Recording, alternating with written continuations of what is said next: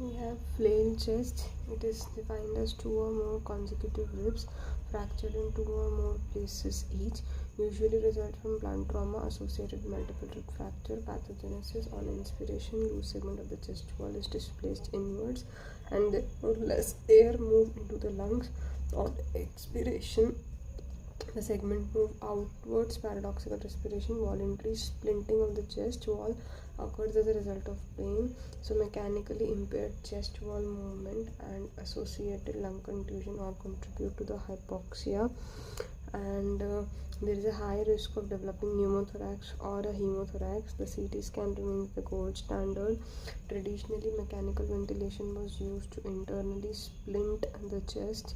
Currently, treatment consists of oxygen administration, adequate analgesia, including opiates and physiotherapy.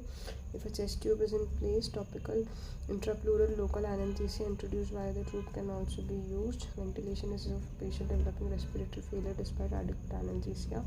Surgery to stabilize flail segment using internal fixation of the ribs may be useful in a selected group of patients. Surgery to stabilize the flail segment using internal fixation may be useful in a selected group of patients. So अगर हम लोग को flail chest के बारे में I have to mark it is fracture of 2 or more consecutive ribs defined as 2 or more consecutive ribs fracture in 2 or more places.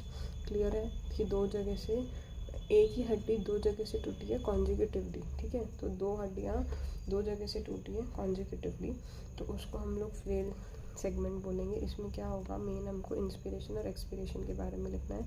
Inspiration में जब inspire करेंगे तो वो इंटरनली मूव करेगा जिसके कारण लंग एक्सपेंशन नहीं होगा और वेंटिलेशन नहीं होगा.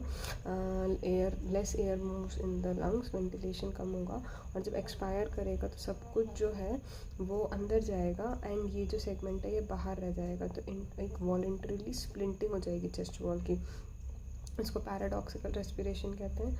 Voluntary splinting of the chest wall occurs क्योंकि इसमें बहुत पेन होगा. तो क्या होगा कि हमारी वॉल जो है वो है ना ऐसे कि ऐसे बाहर ही रह जाएगी क्योंकि अंदर आते वक्त उसको बहुत पेन होगा. सो मैकेनिकली इम्पेयर चेस्ट होगा एंड मतलब impairment of the chest and there is contusion of the lung. Both of them contribute to the hypoxia. Basically हमको ये बोलना है, ठीक है. इसके कारण इसके कॉम्प्लिकेशंस में हीमोथोरैक्स या नीमोथोरैक्स दोनों हो सकता है.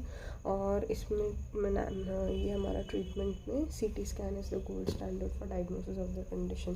Traditionally mechanical ventilation was used to internally splint the chest क्योंकि हम लोग मूव नहीं कर पा रहे पेन